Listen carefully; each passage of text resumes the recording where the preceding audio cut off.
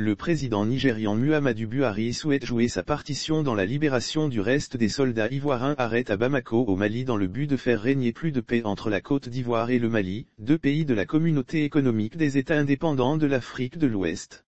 En ce sens, une délégation nigériane conduite par le ministre des Affaires étrangères, Geoffrey Onihilma, a effectué une visite le vendredi 9 septembre 2022 à Bamako au Mali chez le président de la transition, le colonel Assimi Goïta. La délégation nigériane a transmis un message du président Muhammadu Buhari au président de la transition au Mali avec l'espoir de trouver une solution définitive dans la crise entre la Côte d'Ivoire et le Mali. Si le chef de la diplomatie nigérienne a dévoilé à la presse que le message de Buhari à Goïta est empreint de salutations et de paix, le principal objet de la missive transmise aux autorités de la transition à Bamako a trait à la relation entre la Côte d'Ivoire et le Mali et surtout à l'affaire des 46 militaires ivoiriens arrêtés à Bamako depuis le 10 juillet dernier. Cliquez pour agrandir l'image sur ce dernier point. La présidence malienne a publié que la question des soldats ivoiriens détenus au Mali a été également au cœur des échanges entre la délégation nigériane, reçue à Koulouba, et les autorités maliennes de la transition. Le Nigeria souhaite jouer sa partition dans la libération du reste de ses soldats dans le but de faire régner plus de paix entre les deux pays. Appréciation et conditions de Bamako. Pour sa part, le président de la transition au Mali a salué l'implication personnelle de Buhari pour le retour à la normale entre le Mali et la communauté économique des États indépendants de l'Afrique de l'Ouest et a estimé qu'il est judicieux de trouver une solution durable à la question des soldats ivoiriens.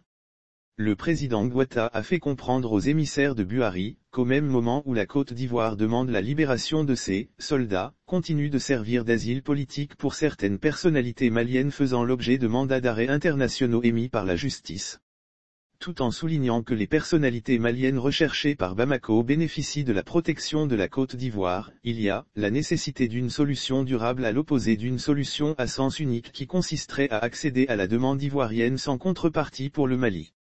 Ajoutons qu'à Bamako, en marge de la visite officielle, le ministre nigérian des Affaires étrangères a rencontré le représentant spécial du secrétaire général de l'ONU pour le Mali, El Gassim. Ce dernier a révélé que lors de ses échanges avec le ministre Onihilma du Nigeria, il a félicité son pays pour avoir fourni un hôpital militaire et du personnel de police, tous deux basés à Tombouctou.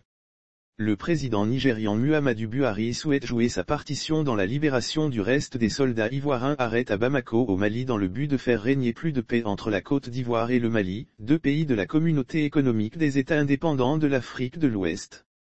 En ce sens, une délégation nigériane conduite par le ministre des Affaires étrangères, Geoffrey Onihilma, a effectué une visite le vendredi 9 septembre 2022 à Bamako au Mali chez le président de la transition, le colonel Assimi Goïta.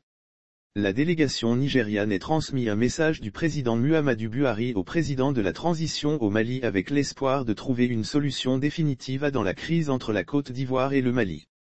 Si le chef de la diplomatie nigérienne a dévoilé à la presse que le message de Buhari à Goïta est empreint de salutations et de paix, le principal objet de la missive transmise aux autorités de la transition à Bamako a trait à la relation entre la Côte d'Ivoire et le Mali et surtout à l'affaire des 46 militaires ivoiriens arrêtés à Bamako depuis le 10 juillet dernier.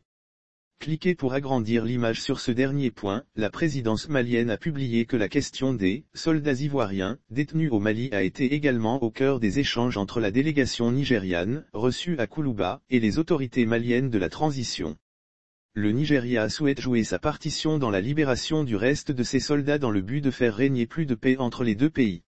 Appréciation et conditions de Bamako. Pour sa part, le président de la transition au Mali a salué l'implication personnelle de Buhari pour le retour à la normale entre le Mali et la communauté économique des États indépendants de l'Afrique de l'Ouest et a estimé qu'il est judicieux de trouver une solution durable à la question des soldats ivoiriens. Le président Goïta a fait comprendre aux émissaires de Buhari qu'au même moment où la Côte d'Ivoire demande la libération de ses soldats, continue de servir d'asile politique pour certaines personnalités maliennes faisant l'objet de mandats d'arrêt internationaux émis par la justice. Tout en soulignant que les personnalités maliennes recherchées par Bamako bénéficient de la protection de la Côte d'Ivoire, il y a la nécessité d'une solution durable à l'opposé d'une solution à sens unique qui consisterait à accéder à la demande ivoirienne sans contrepartie pour le Mali. Ajoutons qu'à Bamako, en marge de la visite officielle, le ministre nigérian des Affaires étrangères a rencontré le représentant spécial du secrétaire général de l'ONU pour le Mali, El Gassim. Ce dernier a révélé que lors de ses échanges avec le ministre Onihima du Nigeria, il a félicité son pays pour avoir fourni un hôpital militaire et du personnel de police, tous deux basés à Tombouctou.